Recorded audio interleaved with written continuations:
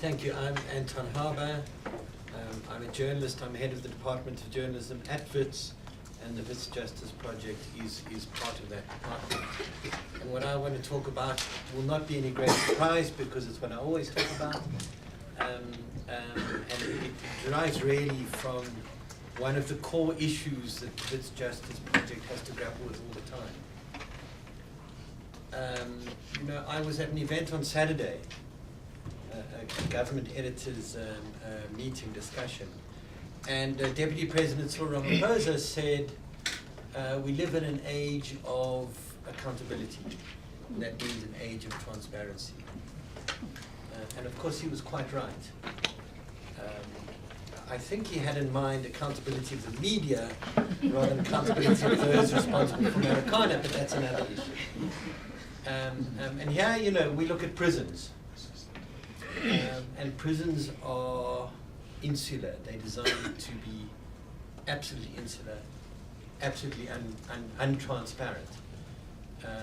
And we and a lot of us grapple with issues of access and transparency, which relate directly to accountability.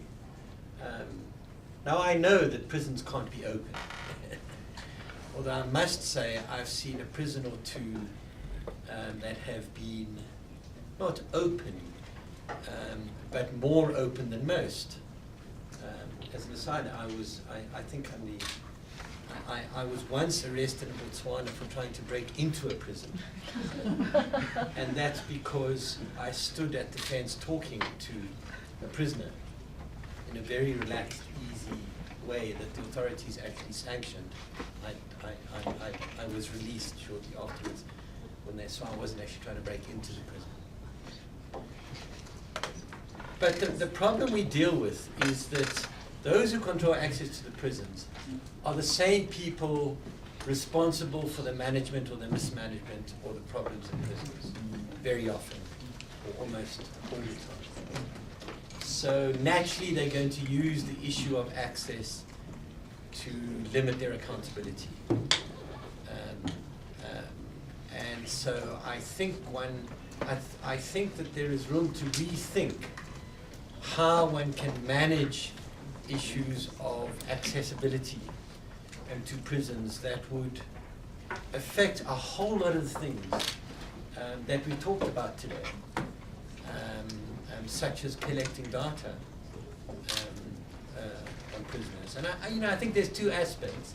There's one about the access of researchers and journalists and people who can usefully interact with prisoners. It addresses naturally what Tembekile raised about how one deals with the fact that there appears to be a number of people in prison, significant number of people in prison, who just shouldn't be there. For various reasons, ranging from the fact that they're innocent to the fact that they were wrongly convicted. And their biggest problem is getting the word out, is getting the information and the access to the world that allows them to put their case. So I think there's a whole range of ways in which one can and must rethink that.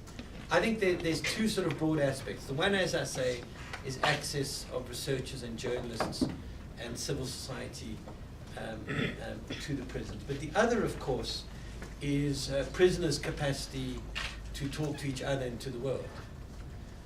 And I think that's something to think about as well. I think, we live in an age of citizen journalism where everyone can tell their story, can be trained to tell their story, can use the tools that are available to tell their story. And it's certainly my experience that training people in ways to effectively tell their story in critical and thoughtful and engaging ways is a huge life skill.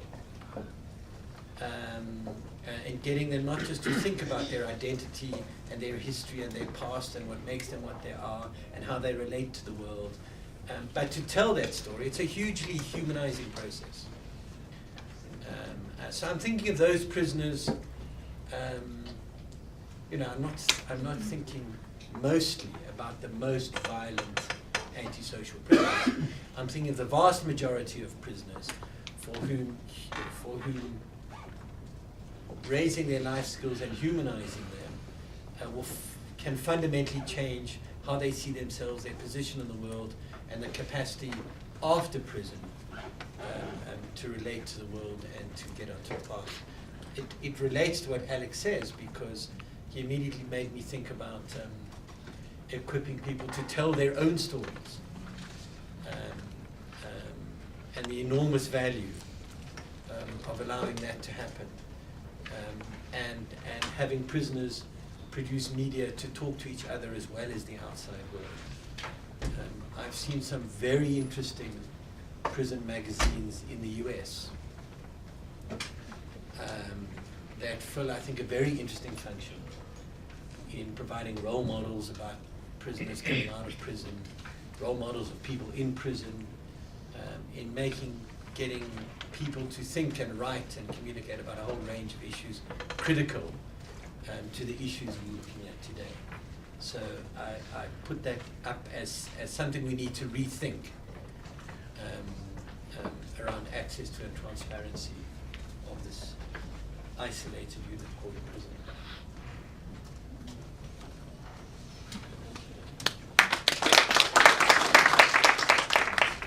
It's for Professor Anton. Professor, you guys are operating in the media space. You must have heard of one innovative person who wanted to start a prison TV in Paulsmoor. And he was intercepted, and he was brought back, and he was intercepted. I don't know what happened with him in the meantime. But international experience tells us that there are correctional facilities that's got their own TV and radio station. And from where you are sitting, have you or would you become interested in pricking the minds of the powers that be, particularly in the correctional services, to consider really to have such an arrangement in the 55th states of the United States of America, which is South Africa? Because it happens most of the time in the States where you have inmates, they talk, they are open, and crime talk is something that we need to start in this country using the media houses. Would you guys consider that, think about it? I mean, to me, definitely, prison radio or television or publications are an extremely valuable tools. And yes, you have to think about how you manage them. And that can be quite complicated. But I think they're fantastic tools for teaching a range of life skills. Yes. And as I said, for having people articulate their positions and first of all talk to each other and then talk to the outside world.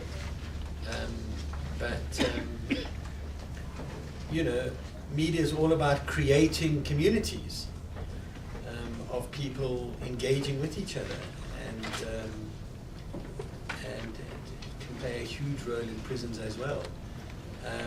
It's difficult and it's complicated, and the problem is, as I say, those decisions to allow it lie with those whose own positions would be most challenged by it, the people who control the prisons, the prison commanders. And in a sense, I think you want to think about different ways of managing that access, because naturally prison commanders are not going to like it and going to want to prevent it. My question is for Anton. I guess it's like a small part, a small current reality in relation to your big idea. But I'm wondering what you think of the whole issue of cell phones in prisons. And they've become such a hot issue because it seems to be that that's what the correctional officers and the security concern seems to revolve around, turning up cell phones in cells, and we've seen a lot of the torture cases around that, etc. But on the other hand, we have been struck how numerous of the prisons we've seen inmates' access to the public telephones that they're supposed to have access to is largely in theory rather than practice, because so many of them are broken, because of the short staffing and overcrowding. Inmates are being let out of their cells for so little time, and there's just not enough time for everybody to get a chance on that one unbroken telephone, for example. And I mean, I think while suggesting that maybe everybody should be allowed cell phones is maybe, I don't know, I'd love that idea, but maybe it's too permissive. I'm just wondering, I mean, in terms of human rights and transparency and acknowledging that these people have a life outside as well, what your thoughts on that are in relation to communication between prisoners and the rest of the world? I think so. The attempts to have no cell phones in prisons is clearly a complete and utter failure. So it's not even worth thinking about whether you should pursue that. It's a bit like trying to pretend we can police our borders.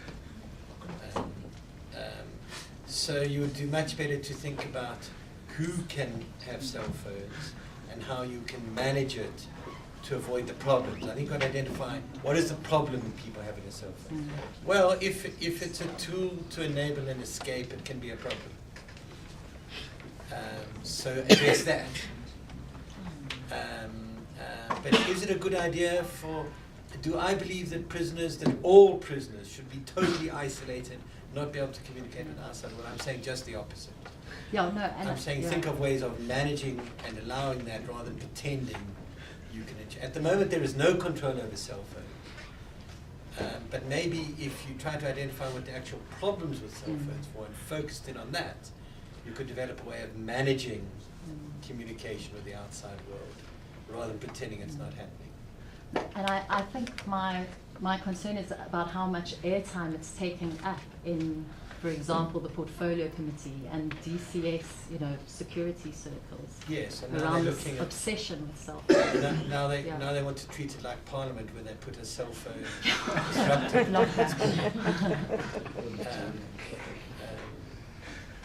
And they'll have as much luck in having that stop in prisoners do it as they do with journalists in Parliament.